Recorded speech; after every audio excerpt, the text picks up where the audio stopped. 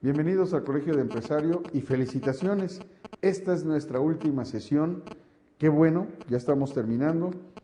Al final ya daremos las instrucciones de lo que compete hacer. Me da mucho gusto que hayan llegado hasta esta sesión de Reingeniería Administrativa, la sesión 14, la última que tenemos por dar. Y bueno, pues estábamos viendo los procedimientos para la reingeniería de procesos en la sesión anterior. Vamos a continuar con ellos. ¿Y qué significa una gestión por procesos? Estábamos viendo el caso de una universidad, decía yo, pues Fairview University, ¿verdad? Que nosotros cariñosamente le llamamos Colegio de Empresarios, pero sirve para cualquier universidad, incluso para cualquier empresa. Tomé la universidad como ejemplo porque era lo que tenía yo cercano, ¿verdad? Y bueno, pues lo estamos trabajando. Vamos a seguir un poquito con esto, pero se aplica a cualquier empresa, ¿sí? Entonces, ¿qué significa una gestión por procesos? Un sistema de gestión por procesos estructura, estandariza y mejora las actividades administrativas llevadas a cabo por las diferentes unidades. Me van a decir, profesor, eso lo vimos la sesión pasada. Claro que lo sé, solo estamos uniendo la sesión pasada con esta para darle continuidad. Y que estandarizar nuestros procesos y procedimientos nos permitirá la ejecución correcta y oportuna. Estandarizar es un principio básico del aseguramiento de calidad. De hecho, los primeros pasos para dar un aseguramiento de calidad se llama 5 S, por cómo se suena fonéticamente en japonés.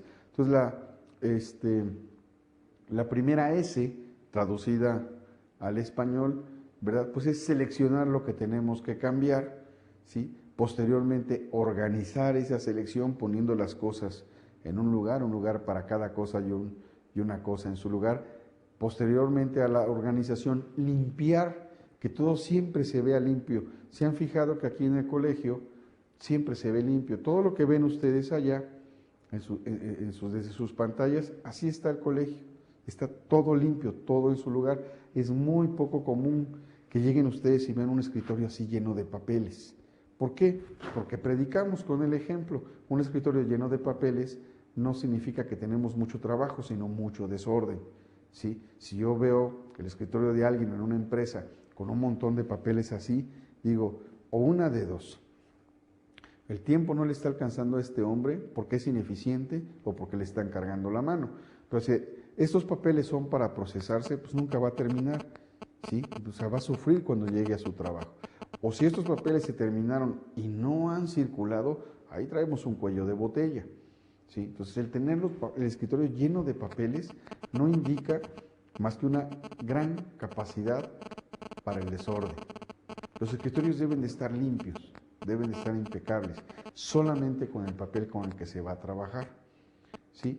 Una de las recomendaciones que yo siempre doy es: tengan sobre el escritorio los papeles del día, los papeles que se utilizarán o los procesos que se utilizarán en la semana, ténganlos en el cajón del escritorio, y los papeles que se van a utilizar durante el mes, ténganlos en la credencia.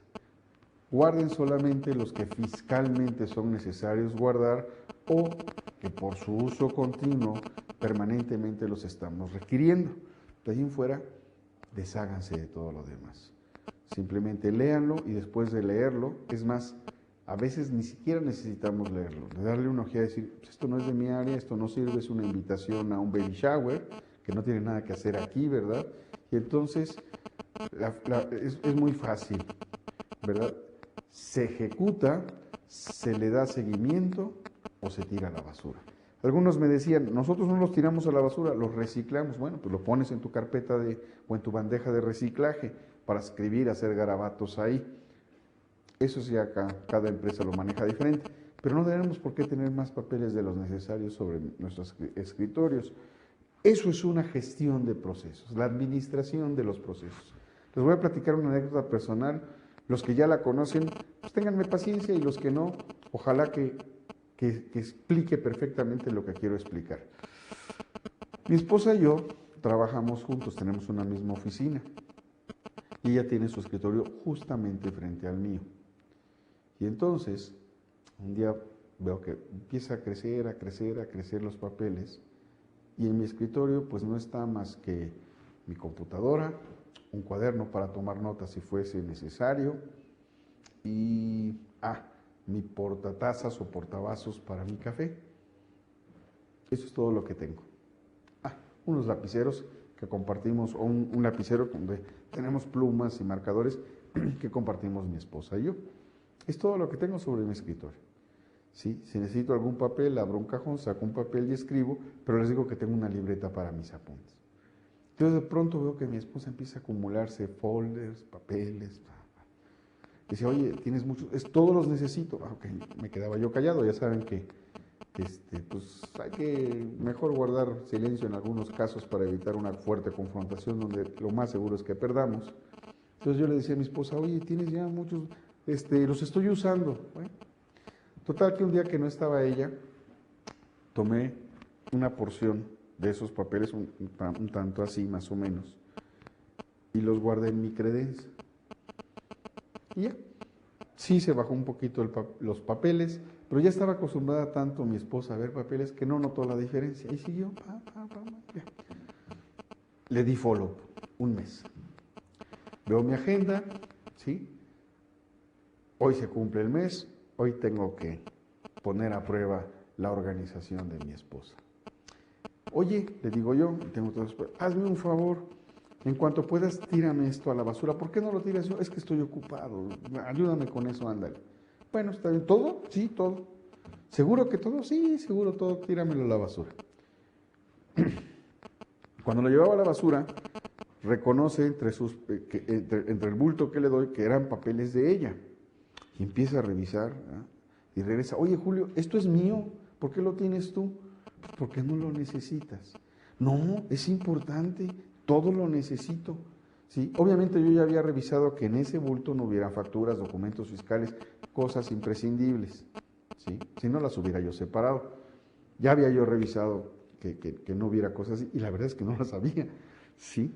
Entonces le dije, bueno, si tienes un mes sin utilizarlo, ¿por qué dices que son importantes? Y se quedó, pues, ¿tanto? Sí, hace un mes los tomé, los guardé y hoy los saqué para que te dieras cuenta de la gran cantidad de cosas que tienes ahí que no necesitas. Y se quedó pensando y los revisó, se sentó, estuvo pensativa mucho tiempo, veía sus papeles, los pasaba una y otra vez, luego como que los quería separar, esto sí sirve. Luego me dijo, oye, ¿cuánto tiempo lo tuviste? Un mes. ¿Qué estás haciendo ahora? No, pues tengo esto. A ver, revisa que no haya documentos fiscales. Separó algunos que tenía ahí que no había archivado, ¿verdad? Ya después de hacer limpieza que le llevó una buena cantidad de horas, no terminó pronto. Sí terminó ese día, pero no terminó pronto, pues se fue la mayoría a la trituradora y de ahí al bote de basura. Entonces, se quedó pensando, se sentó. Ese día estuvo muy pensativa. Y me dice, ¿de veras lo tuviste un mes? Lo tuve un mes y no te diste cuenta, no eran tan importantes. Si fueran importantes, inmediatamente los sacas. A veces nos pasa con las llamadas telefónicas. Por ejemplo, personalmente yo no contesto llamadas telefónicas a mi celular, que vienen de números privados. Si no me da la identificación del número, no lo tomo. Todos los quienes me conocen saben que pues, tengo mi buzón de voz y que soy consultor y que muchas veces por mi labor de consultoría no puedo contestar, no debo contestar el teléfono. Entonces cuando recibo llamadas o cuando tengo un tiempo disponible, reviso qué llamadas recibí, reviso mis mails. En el caso de las llamadas, que tengo identificados los números, me reporto, ¿sí? Incluso si no conozco el número, pero tengo buzón, esos son los que reviso primero para reportarme. Siempre me reporto.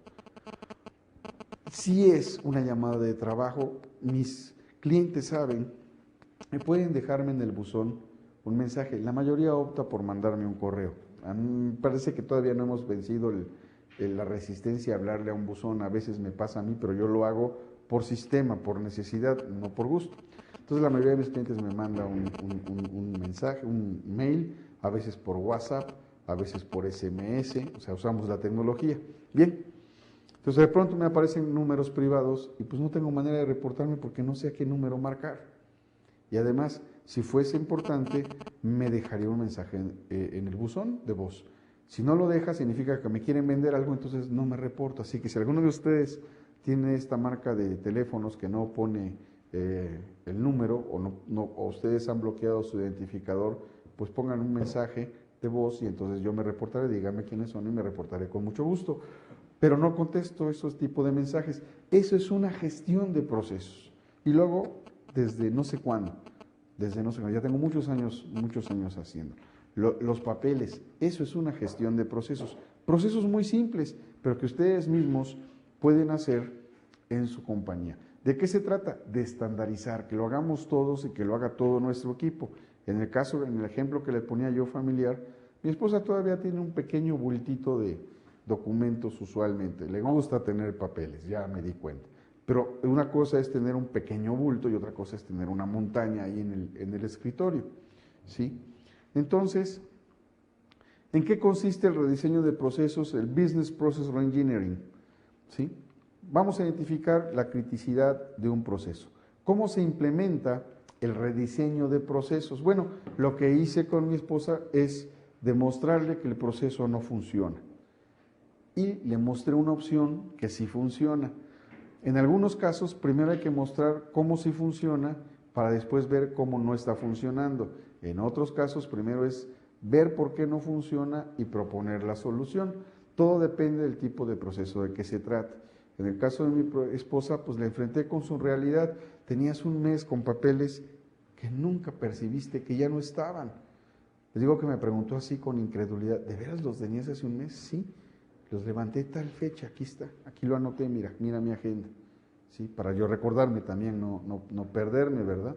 Y los tuve ahí almacenados, pasó el mes y dije, pues si en un mes no los has utilizado, nadie se ha muerto, nadie se va a morir y a nadie van a matar, entonces, no pasa nada, se pueden ir a la basura. Es más, háganlo como experimento, guárdenlos en un lugar no visible, después vuelvan a abrir, después de un mes. Si nunca lo tuvieron que ver, tírenlo seguramente. Ojo, tengan cuidado con los documentos fiscales, eso sí se los pido, revisar que no haya un documento fiscal, ¿verdad? Facturas, comprobantes. Entonces, adiós, a volar, no tiene caso que se quede. Entonces vamos a definir cuáles son los puntos críticos e identificar los resultados deseados para estos procesos. Primero, ubicar clientes o usuarios. Recuerden que cliente es todo aquel al que yo le tengo que entregar algo, ¿sí? Y tenemos en las empresas clientes. Cuando yo termino de hacer algo, lo traslado a otra área o dentro de mi misma área. Ese es mi cliente. Entonces, ¿cuáles son mis clientes o usuarios? También al cliente al que le vendo, pues es mi cliente. Las partes, las personas o las áreas funcionales de la empresa que tengan relación con esos clientes externos, con esos usuarios, pues también deben de estar plenamente capacitados para satisfacer sus necesidades. Y la pregunta sería, ¿por qué hacemos lo que hacemos? Pues porque así siempre se ha hecho. Porque cuando yo llegué así estaba. Y la siguiente pregunta es, ¿y sirve? ¿Qué necesidades satisface? Pues es que así lo pide el gerente fulano de tal y así se lo tengo que entregar. A veces cambia el gerente y pide las cosas de otra manera. Me he encontrado en algunos, cuando yo estaba de empleado en una empresa, que cambiaban al director, al gerente, entonces ahora ya no hay que reportar así, hay que reportar asado, ¿no? No sucede esto en las empresas internacionales porque los formatos son homogéneos, pero en las empresas mexicanas sí es común que suceda esto. Sí, o sea, mexicanas no porque los esté despreciando o sea peyorativo, sino porque no son internacionales, ¿verdad? Entonces, es un cambiadero de cosas y se les ocurre una cosa y ahora lo vamos a hacer así y después lo cambia. ¿Qué necesidades satisface? ¿Realmente satisface una necesidad? En alguna empresa, sus juntas de trabajo, que eran trimestrales, no cuatrimestrales, con todas las gerencias regionales y con todos los gerentes de marca, eran trimestrales y se reunían de 2 a 3 días cada trimestre. Cada uno tenía que presentar sus resultados y la presentación, las diapositivas, eran entre 30 y 40 diapositivas. Sugirió, ¿y por qué tenemos tantas diapositivas? No, es que tienen que tener toda la información y tienen que mostrarle. Pero ¿para qué repiten algo que nosotros ya conocemos? Tenemos el reporte global. ¿Por qué no empezamos la junta poniendo el reporte global? Marcamos los puntos amarillos y los puntos rojos, ¿sí? Cerramos felicitando por los puntos verdes para no irse con un mal sabor de boca o con un mal sentimiento, y se acabó. Mejor que de ese formato de 40 páginas, ¿verdad? O 40 diapositivas, que simplemente entreguen las diapositivas que están con puntos amarillos y rojos, que nos digan por qué razón están así y después que nos expliquen cómo lo piensan resolver. Costó trabajo, a los accionistas les gustó la idea y lo empezamos a hacer así. Las juntas de 3 días siguieron siendo de 3 días, ¿sí? Pero en el primer día resolvíamos todo. En el segundo día nos sentábamos entonces a hacer un brainstorm. Por la tarde nos íbamos a disfrutar, comíamos, y el tercer día era de relajación total, ¿sí? Estábamos en la alberca, nos divertíamos, terminábamos descansando. ¿Para qué? Para regresar al siguiente día o al siguiente día hábil a trabajar con todo. Siguieron siendo de 3 días, pero nos volvimos más productivos. Es más, en una de esas reuniones de brainstorming, dijeron, ¿para qué tenemos que explicar cuáles son las causas si durante el proceso, pues yo era el director nacional, el Commercial Manager, National Commercial Manager, también era internacional, pero para ellos era el nacional nada más. Entonces, pues ya está enterado de qué pasó, porque él nos pide que enteremos de los problemas. Entonces, ¿cuál es la razón de que lleguemos y expliquemos lo que ya saben? Lo mismo que dije yo. Y dije, wow, me la aplicaron. Y tenían razón. Mejor llegamos y decimos, estamos en amarillo y estamos haciendo esto para dejar de estar en amarillo, para pasar a verde. Estamos en esto en rojo y estas son las acciones que vamos a tomar. En alguna junta se dijo, no tengo idea de cómo hacerlo y vengo a pedir ayuda. Y en la sección de brainstorming, al siguiente día, encontramos entre todos una posible solución que posteriormente dio resultado. En vez de estar explicando horas y horas por qué no se dieron las cosas, mejor explicamos o nos ponemos a hablar de cómo podemos hacer que se logren. Esto es por qué hacemos las cosas, cómo las hacemos y qué necesidades satisface. Lo podemos hacer mejor si al principio de una junta, por ejemplo, ponemos todos los resultados en una tabla, pues es una sola diapositiva o 2 o 7, si son 7 gerencias regionales, y simplemente nos ponemos atención en lo que está en rojo y en lo que está en amarillo. Olvidémonos de lo verde. Al final, cuando terminamos, felicitamos a aquellos que están cumpliendo por estar cumpliendo y animamos a los demás para que también cumplan. Y que ya que se llevan una batería de soluciones, ¿verdad? Pues darle seguimiento. El siguiente, ¿qué necesidades tenemos que cambiar? O mejor dicho, reconocer la necesidad de cambiar. Un cambio es eso. Si cambiamos y cambiamos y cambiamos para llegar al mismo punto, no merece la pena. La reingeniería es un cambio de 180 grados. Es un cambio total. No se va a parecer la nueva empresa a la empresa anterior, ¿sí? Debe de ser un cambio radical. Sí, en algunos casos tenemos que hacer pequeños giros, pero no vamos a cambiar para llegar al mismo punto, para quedar igual. Entonces, reconocer la necesidad de cambiar. ¿Por qué lo hacemos como lo hacemos? ¿Qué debería suceder para que el proceso funcione de manera óptima?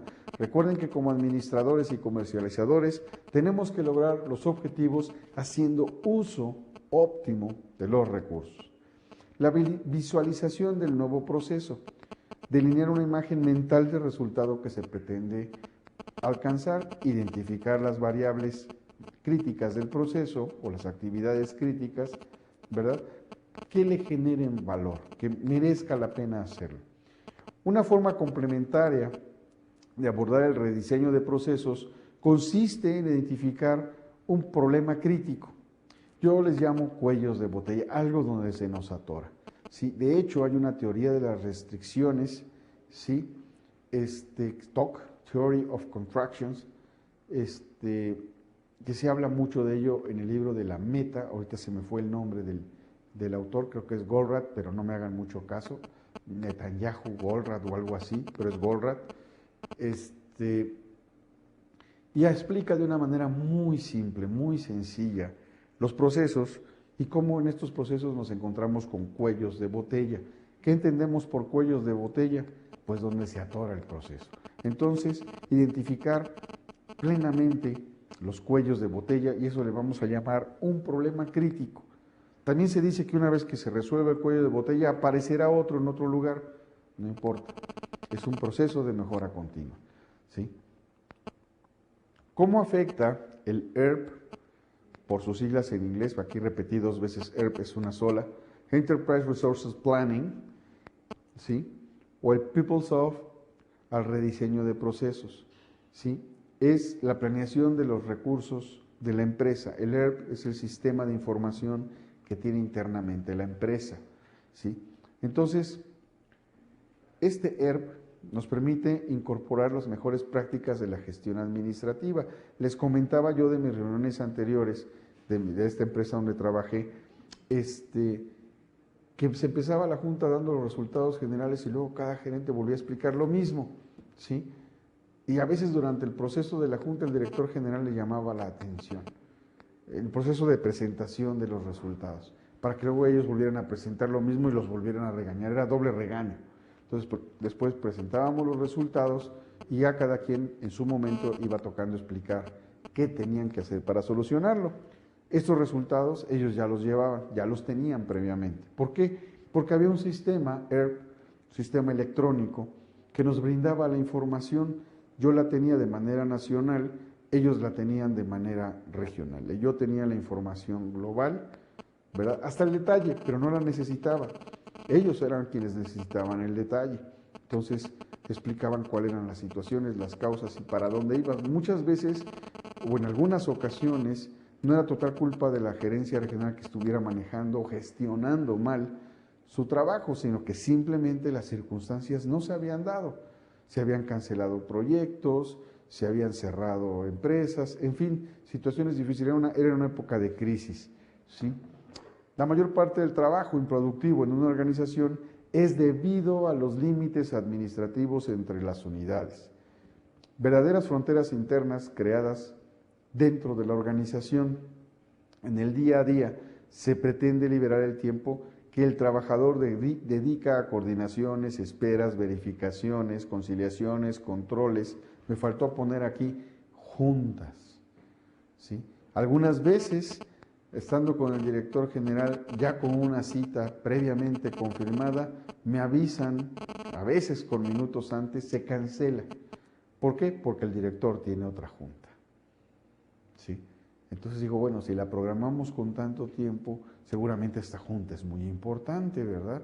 Y no, resultó que al director se le ocurrió hacer una junta porque vio algo mal y tenía que regañar a alguien. Y a veces estamos en una junta oyendo cómo regañan a una persona de una área, de un trabajo que no tiene absolutamente nada que ver con nosotros y decimos, ¿para qué estoy en esta junta? ¿Sí? O hay un problema a resolver entre dos áreas y estamos presentes en casi cómo se desgreñan, ¿verdad? Cómo se dan puñaladas por la espalda y patadas bajo la mesa y nosotros no tenemos más que estar de observadores y guardar silencio porque ni siquiera nos permiten opinar. Entonces, este tipo de reuniones yo las aborrezco. Yo soy un total detractor de las juntas innecesarias. Las juntas deben de ser cortas y productivas, deben de llevar una razón de ser. Aquí tenemos un proceso de compras actual, ¿verdad? Este es el mapa actual.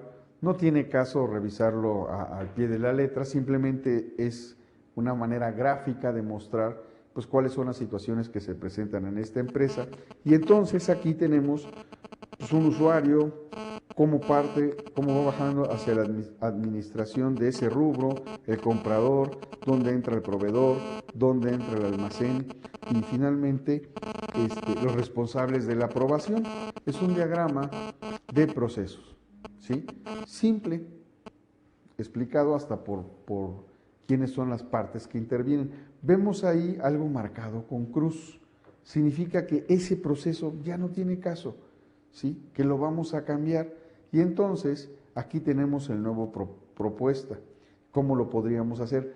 No implica, a lo mejor en apariencia se ve más complejo, pero el resultado va a significar un ahorro de tiempo y un ahorro de costo, y quien se va a ver beneficiado pues es el usuario final o el usuario de la siguiente estación durante el proceso.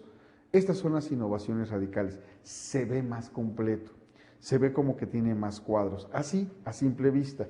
Si lo cambiamos por el anterior y este incluso se ve más largo, vuelvo a cambiarlo para ver si nos fijamos, el área de usuario y el área de administración del rubro, el área del comprador, perdón, el área de administración del rubro nada más crecen inmediatamente. A ver si lo notan con el cambio que me estoy regresando, ¿sí? La administración del rubro creció, se puso más gordita, como que tiene más actividades. Sí, era lineal, no había ningún tache, pero los taches anteriores ocasionaron que la administración del rubro aumentara. Va a decir, ¡ay, fue más trabajo! No.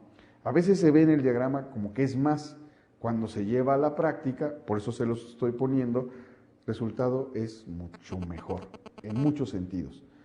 Es este problema que tenemos que resolver con nuestra gente, con nuestro equipo, con nuestro personal. Porque muchas veces dicen, oye, pues este diagrama está más complicado que el anterior, a simple vista. Cuando lo ponemos a la práctica, resulta que facilita más el trabajo y me dio una opción que antes a lo mejor no tenía. Vamos a regresarnos rápidamente. Veamos la parte de administración del rubro. Había aquí, decía, aprueba el requerimiento, se dice sí y pasaba al comprador. Volvemos a la administración del rubro, que es la segunda fila. Y aquí, en vez de pasar al comprador, se resuelve desde el interior y hay un proceso que dice, hay presupuesto disponible, sí, entonces se pasa a compras. Se mejoró algo, se agregó una parte del proceso cuando antes directamente pasaba al comprador. ¿Se acuerdan que les decía yo en la sesión pasada de los boletos de avión que tenían que pedirse a recursos humanos a finanzas y finanzas directamente, perdón, finanzas a compras y compras directamente a la parte que se encargaba de logística? Y después se quitó, ¿sí? Se evitó el papeleo. Cuando se dibuja en el diagrama, pues se ve más simple. Entonces, qué bien, lo vamos a hacer así muy a todo dar, y a todos nos complace y a todos nos contenta, y entonces trabajamos todos en una misma línea. Pero cuando vemos un diagrama, como en este caso, que se ve más gordito, más llenito, la primera impresión es, ay Dios, no quiero. No, aquí simplemente hay presupuesto, porque a veces mandamos a compras y no tenemos para pagarle al comprador, y eso nos mete en problemas posteriores. Resolvemos el problema con el consumidor momentáneamente, porque después el proveedor nos está apretando porque le compramos algo cuando no teníamos presupuesto. Oigan, pero me va a ocasionar un problema con el comprador si ahora no le surto como lo hacía antes. No, porque ahora vamos a tener una programación de lo que tenemos que hacer y programar nuestros presupuestos. Antes no se programaban, que es lo que queremos demostrar aquí. Entonces, aun cuando se vea más llenito, más elaborado el diagrama, no significa que en la práctica sea más actividad, sea más complejo. Hay que tener mucho cuidado cuando lo informamos, lo explicamos y luego lo llevamos a la práctica con nuestros equipos. La automatización de procesos implica la despersonalización en los servicios, en este caso de la universidad. Con ustedes, por ejemplo, siempre les digo, si me ven por ahí, pues salúdenme para conocerlos, díganme que son del Colegio de Empresarios. Yo no siento que estamos despersonalizados. Algunos de ustedes me escriben, contestamos, luego solicitan apoyo, información, consultoría, etcétera. Estamos en contacto, no estamos despersonalizados. El uso de los medios electrónicos facilita un acercamiento. Si no existieran estos medios, ustedes no podrían estarse preparando para una licenciatura o para una posterior maestría. Entonces, los medios electrónicos bien utilizados no despersonalizan. Esa es mi principal opinión. Yo soy usuario de Twitter desde hace 4 años ya, y de Facebook, aunque lo abrí la cuenta hace mucho, ahora últimamente con muchos de los estudiantes que me solicitan amistad, pues ya platicamos por Facebook en mis tonterías, ¿verdad?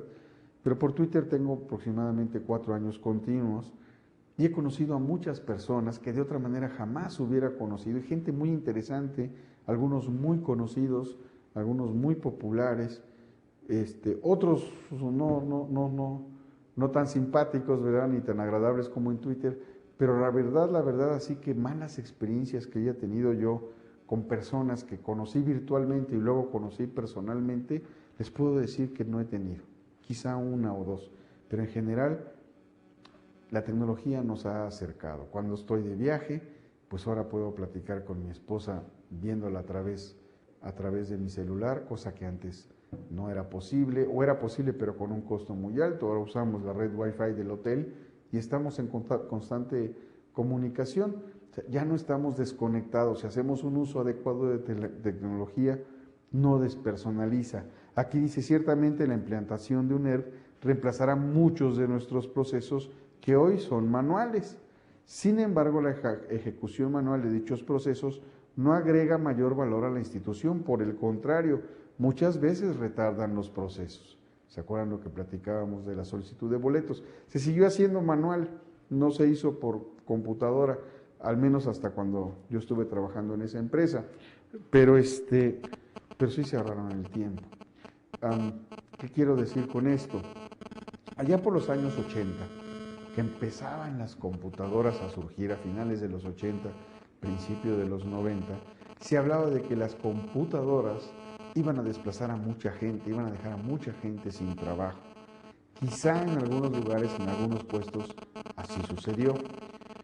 Lo que realmente sucedió es que se nos cargó el trabajo, porque a la hora de quitarnos cosas operativas, nos cayó otra cantidad de trabajo. Podríamos atender a más clientes, podríamos atender más llamadas telefónicas, podríamos hacer más de otro tipo de cosas que antes no se hacían. Entonces, la automatización pues nos cargó el trabajo, en vez de ayudarnos, ¿verdad?, a facilitarnos la vida, como era la idea, ¿sí?, pues nos dio más trabajo de otro tipo que antes no teníamos. Y bueno, pues no vino un gran desempleo por las computadoras. Oye, nadie le tiene miedo a la automatización o al cómputo. Al final, pues se requiere todavía del hombre, del ser humano, y el trato con el ser humano, como lo estamos haciendo ahorita nosotros a través de su pantalla.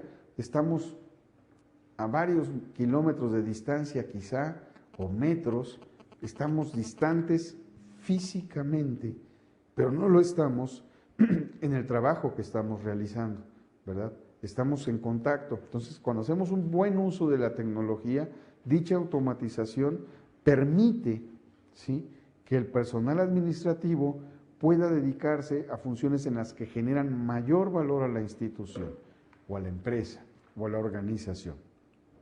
Les hablaba yo de mi buzón de voz, ¿sí? Antes íbamos a recibir una llamada importante y estábamos sigilosamente viendo el celular, ¿no? Y avisábamos, oigan, estoy esperando una llamada, permítanme salir y tal, ¿no? Ahora no, está el buzón. Entonces inmediatamente nos acudimos al buzón. Está el SMS si es urgente. En ese momento pues nos podemos parar, podemos excusarnos y ver, ¿no? Entonces, cada quien establece cómo va a manejar sus prioridades o sus tiempos. Pero ahora no hay manera de quedarse sin comunicación. A veces dicen, es que me quedé sin batería. Bueno, pero los mensajes llegan con batería o no. En cuanto se vuelve a cargar el equipo, llegan todos los mensajes como en cascada, ¿no? Entonces hay que organizarnos y ponernos a contestar si es que somos profesionales, y también tomando en cuenta que los mensajes pues tienen que ver con nuestra vida diaria como seres humanos, ¿verdad?, como personas. La familia es importante, y con el trabajo. Habrá quien nos quita el tiempo y que, ay, hola, ¿cómo estás? O hola, ¿qué hace? Famoso que nunca entendí cuál fue la razón. Yo no le encontré nunca la diversión de escribir con faltas de ortografía, a lo mejor era una burla, lo que sea. Entonces, pues sí, también a veces tenemos mensajes de hola, ¿qué hace? Pues eso ya decidirá uno si los contesta o no, dependiendo de qué tanta amistad tenemos con esa persona. Mis amigos no lo hacen, ¿no? Entonces, ¿qué pasará con las personas que hoy en día realizan los procesos que serán automatizados? Una vez que el sistema está estabilizado, se evaluará la redistribución de tareas de nuestro personal. Aquí estamos hablando de la universidad esta famosa, de la PUCP, ¿no?, que es el proceso de la Universidad de control de procesos, ¿sí? ¿Qué beneficios trae consigo el rediseño de procesos? El rediseño de procesos a mediano plazo permitirá definir los roles y responsabilidades en torno a la ejecución del control del proceso. Me va a desarrollar un enfoque pensando en la atención a los usuarios finales y va a reducir las comprobaciones y controles, sustentar el rediseño de procesos en un sistema de autocontrol y reporte. Va a eliminar pasos que no agregan valor al proceso, ¿sí? Va a ingresar la información de una sola y buena vez y captura la información de esta única fuente. Va a considerar la descentralización sin perder las bondades por economía de escala de la centralización. Implantará una cultura de planeación y proyección de necesidades por parte de las unidades y va a cambiar el orden secuencial tradicional por el orden natural de los procesos y detectará desviaciones por controles, por políticas, personalizaciones o limitaciones del sistema. Empezará a trabajar para nuestros clientes y esa será la base para el desarrollo de una nueva cultura del servicio del cliente. A continuación vamos a ver cómo un ejemplo de variación de un proceso original a partir del rediseño de procesos y la implantación del ERP, ¿sí? Que es el sistema de información que tienen las empresas, ¿vale? Entonces, tenemos un rediseño de compras. Por ejemplo, aquí tenemos 4 elementos de arriba hacia abajo: el usuario, las compras, el proveedor y el almacén. ¿En dónde comienza el proceso? Comienza en el ángulo superior izquierdo. Entonces tenemos por aquí, ahí sigue el proceso. Dice aquí, buenas prácticas, y el rediseño está en azul. En naranja están las actividades manuales reemplazadas por el ERP, ¿sí? Entonces tenemos aquí en la parte inferior la recepción y distribución, y en la parte superior, en el ángulo superior izquierdo, el catálogo de compras estandarizado. Vamos a ver cómo funciona esto. Tenemos un usuario, compras, proveedor y el almacén. El almacén empieza el proceso aquí en recepción y distribución en la parte inferior derecha. Y de ahí vamos a un comité de proveedores, vamos a buscar cuáles son los proveedores más convenientes para nuestra organización. Entonces seleccionamos y evaluamos la estandarización de proveedores, decimos, a ver, estos son los proveedores que tienen que entrar. Se planea y categorizan a los proveedores, dependiendo del tipo de producto que nos están suministrando. La parte manual reemplazada por el ERP, invitación electrónica, cotización a proveedores, ¿sí? Posteriormente el registro de cotizaciones, y ahí sube a una adjudicación y consolidación de órdenes de compras, pasó del proveedor a compras, ¿sí? En esta parte, ¿sí?, nos desviamos a la aprobación electrónica de orden de compra y se desvía en 2 caminos: la recepción del servicio y el envío electrónico de la orden de compra del proveedor, y nuevamente se cierra el ciclo. Ahora vamos por la parte superior, el usuario. El usuario tiene un catálogo de compras estandarizadas, partes que se cambiaron o que se estaban haciendo manualmente, el registro de solicitud de compra, la programación de la aprobación. El registro de solicitud de compra sale de un comité operativo de proyectos. Los programas, la programación de la aprobación viene de un plan de compras. Luego se aprueba aprobación electrónica de la aprobación de compra, la validación presupuestal previa, la asignación al comprador centralizado, y se sigue el requerimiento y continúa el proceso. Si se fijan ustedes muy bien, la parte de recepción y distribución es el alma mater de este proceso, está constantemente en un ciclo, ¿verdad? Se está repitiendo constantemente. El catálogo de compras, ¿sí?, es una formalización, lo vemos hacia abajo donde dice proveedores, de servicios, de localización de servicios y pago, en este caso a alumnos, estamos hablando de una universidad. Innovaciones radicales.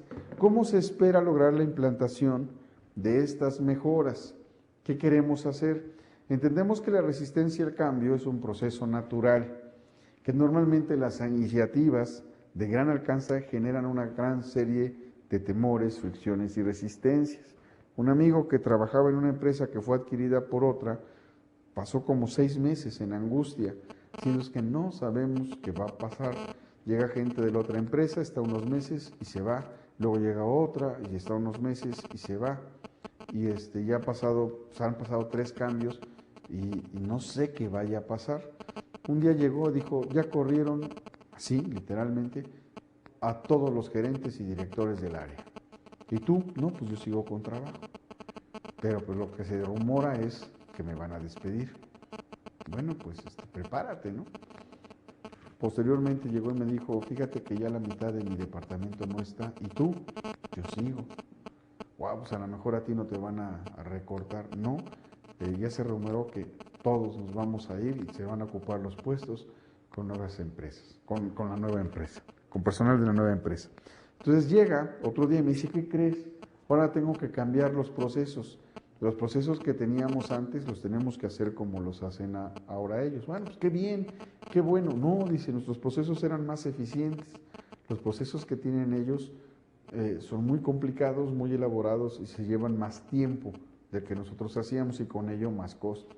Dije, oye, ¿estás seguro o no te darás tú una resistencia al cambio? Dice, no, lo estoy diciendo con toda la apertura del mundo. O sea, me puse a analizarlos en serio, dije, a ver qué parte no hacíamos nosotros que ellos hacen mejor. Y dice, pues al llegar a la conclusión de que mis procesos pues eran más eficientes, pero yo lo voy a hacer de momento así como me lo piden y voy a establecer una sugerencia. Bueno, pasó, hizo su sugerencia, no se le dijo ni sí ni no y finalmente fue despedido. Fue despedido y no pasó más de un mes que la empresa lo vuelve a solicitar para que explique cómo hacer los nuevos procesos que estaban basados en los procesos que él conocía. O sea, su sugerencia es decir, oigan, yo sugiero que esto se maneje como se estaba manejando, por esto y sus causas, había sido aprobada después de que lo habían despedido. ¿Qué sucedió? Que él ya tenía trabajo. Bien, mejor trabajo en una empresa pues tan grande y tan poderosa financieramente como en la que estaba trabajando ahora que había sido adquirida y les dio las gracias. Fíjense cómo a veces en un proceso de rediseño, cuando no se abarca todo, una empresa adquiere a otra y dice, ahora vamos, como nosotros te compramos, nosotros lo sabemos hacer mejor y entonces tú tienes que conocer nuestros procesos. Y cuando se ven los procesos de la otra, dicen, caray, esto lo hacía mejor la otra empresa competidora y pudimos haber copiado y nos deshicimos de la gente que sabía hacerlo y ahora lo tendremos que aprender a hacer nosotros solos. Estuvieron llamando a parte del personal que habían liquidado, ¿verdad? Y muchos, por su experiencia, por el lugar en el que venían, ya habían encontrado trabajo y tuvieron pues que seguir solos. Ahorita la compañía sigue sola y vamos a ver qué sucede en el futuro. Ya no tengo información de esa compañía. Entonces, hay una resistencia a cambio, es natural. Nuestro objetivo es preparar a la organización para recibir el cambio de una manera controlada, que nos permita entender y atender las expectativas y percepciones sobre el proyecto. Y es importante el compromiso que esperamos de todos los miembros de nuestra organización. Les decía yo, hay que detectar antes de un cambio quiénes se van a oponer porque consideran que no va a servir para nada, porque eso nos van a perjudicar. Y se los digo muy en serio. Yo cuando detecto personas así, inmediatamente recomiendo su remoción, porque no dejan a las empresas avanzar. ¿Sí? Entonces hay que tener mucho cuidado, pero hay que saber identificar cuándo es por miedo al cambio, cuándo es que esto es muy natural, cuándo el rechazo es porque estamos contentos con nuestro nivel de confort y cuándo es porque pensamos que no sirve absolutamente para nada, que todo va a seguir igual. Si yo le llamo el síndrome del producto terminado, ya nada se puede hacer mejor, ya está. El núcleo de la metodología para hacer una innovación radical consiste en 4 fases. Primero, definir el proceso, ¿sí? Involucra el establecimiento de los objetivos, fijar objetivos, decir cómo medirlos, capacitar para su cumplimiento y dar el acompañamiento y seguimiento necesario para que el objetivo se logre, ¿sí? Una definición de sus límites y sus interfaces sus entradas y salidas principales, los departamentos involucrados en la ejecución del proceso, como hemos visto en los diagramas anteriores, los clientes que se van a beneficiar de este proceso y todos aquellos que nos proporcionan entradas. Aquí es donde funcionan muy bien los diagramas IDEF, ¿sí? Porque tenemos el control y tenemos la proveeduría, además, o los recursos, como ustedes quieran llamar, además de la entrada, la transformación y la salida. Luego se captura y se hace la representación del proceso base. Es necesario modelar el proceso detalladamente. Es una parte crítica del Business Process Resourcing, del modelo de procesos. Es un proceso complejo que involucra prácticas con los usuarios tratando de entender sus puntos de vista. Es una técnica simple, hay una técnica simple conocida como diagramas de rol de actividad aquí en español, o en español porque en inglés es todo lo contrario, ¿no? Role Activity Diagrams han demostrado, estoy hablando terriblemente en inglés hoy, pero es que, bueno, andamos con mucho trabajo. Ha demostrado ser una herramienta para modelado eficaz, ya ven que hasta en el español me está saliendo, ¿verdad?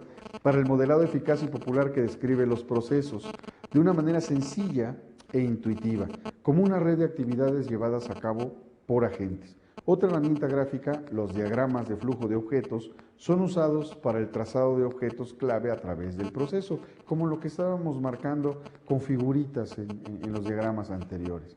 Luego se evalúa el proceso, ¿sí?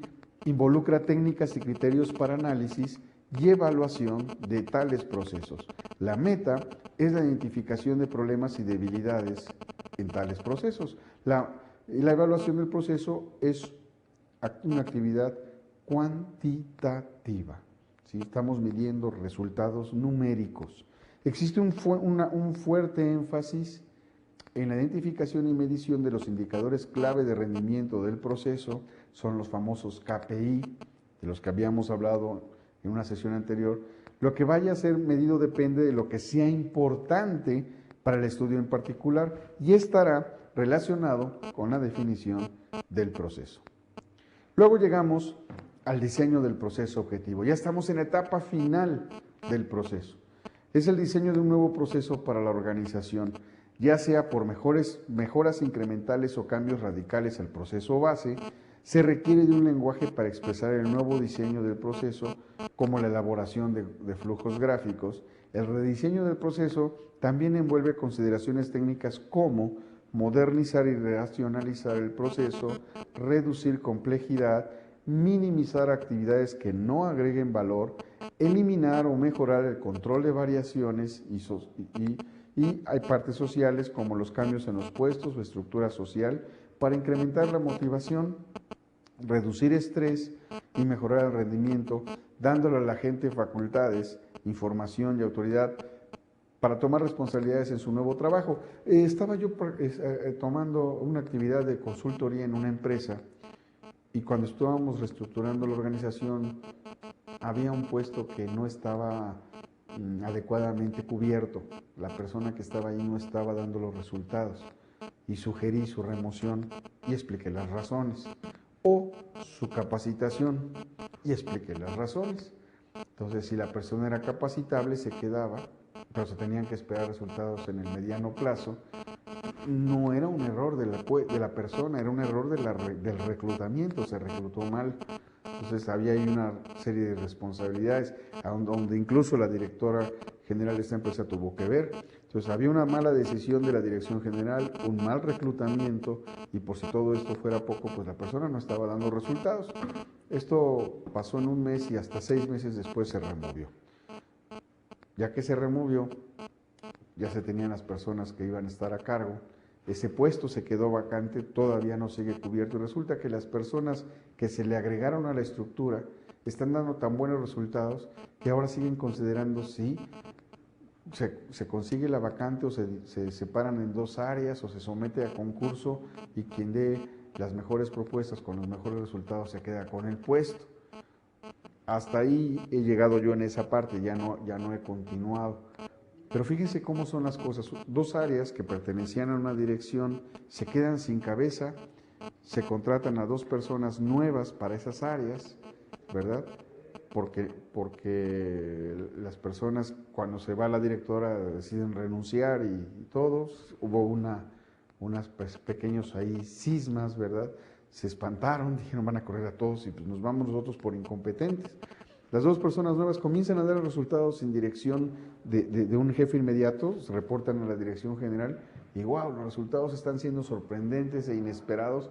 Dice la directora general, te hubiera hecho caso hace 4 o 5 meses que fue o 6 meses, no recuerdo cuánto tiempo pasó para que despidieran a esta persona. Dije, oye, me contrataste para eso. Es cuando va uno a un médico especialista y el médico especialista nos dice, señor, tiene esto, y se tiene que tomar esto. Y no nos lo tomamos, y seguimos mal y mal, las cosas siguen empeorando, volvemos a ir con el médico, ay, fíjese que me duele aquí, se tomó la medicina, no, pues le va a seguir doliendo y le va a doler más, es más, ahora necesita otra medicina, es esta, y es más fuerte y más costosa. Bueno, pues se la termina tomando porque ya le duele mucho y después dice, doctor, qué bueno es usted. Pues sí, pero desde hace 6 meses usted hubiera estado sano y se la pasó 6 meses con dolor por no hacer caso a mis indicaciones. Repito, los consultores no damos órdenes, no damos instrucciones, damos indicaciones, aconsejamos y explicamos por qué de nuestros consejos.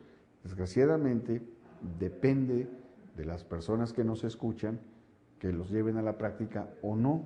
A veces se trata un consultor para reforzar una idea que ya se tenía preestablecida y se consigue un consultor a modo para soportar la decisión que ya se tiene tomada. Ese tipo de trabajos yo no los acepto. No los acepto porque tiene que ver una imagen, tiene que ver una responsabilidad, a menos que efectivamente la decisión que hayan tomado es compatible con lo que nosotros pensamos. Pero los consultores somos como los médicos de las empresas. Detectamos cuál es el cuadro, la sintomatología, vemos dentro de las patologías que puede tener una enfermedad, cuál es la que está aplicando más probablemente, y entonces damos una prescripción. Es responsabilidad de la dirección general de la empresa que se siga o no la receta, por decirlo de alguna manera, ¿sí? Y esto muchas veces no sucede, no nos dan el tiempo necesario o no nos consideran valiosa la inversión o la prescripción en este caso, y entonces se desecha el trabajo de consultoría y entonces se volvió un dinero desperdiciado, un dinero tirado a la basura. El rediseño de procesos de negocios es una amplia visión general que incluye muchas iniciativas. Son muy variables, es de un amplio rango. Algunos se centran fuertemente en el rediseño, difieren del énfasis que hacen uso de tecnologías de información. Algunos son procesos maduros y bien establecidos. La principal implicación es la necesidad de ser flexible, por lo que resulta ser una metodología versátil. Bueno, hemos visto también lo importante que es el rediseño de procesos de negocio como un aprendizaje organizacional. Por mi parte, esto es todo. Estamos terminando el día de hoy nuestra sesión número 14. Yo les dejaría una pregunta de reflexión. ¿La empresa donde laboras requiere de ingeniería administrativa o solo una mejora de procesos? Les recuerdo que hagan todas sus actividades, estudien en ellas. Espero que hayan tomado nota de los cursos, porque de ahí vendrán las preguntas de su examen final. Por mi parte, es todo. Los felicito por haber concluido este curso y como siempre me despido. Espero por ahí encontrármelo. Si me ven, salúdenme. Y yo les deseo que hagan un esfuerzo verdadero por ser felices. Hasta muy pronto, hasta otro próximo curso.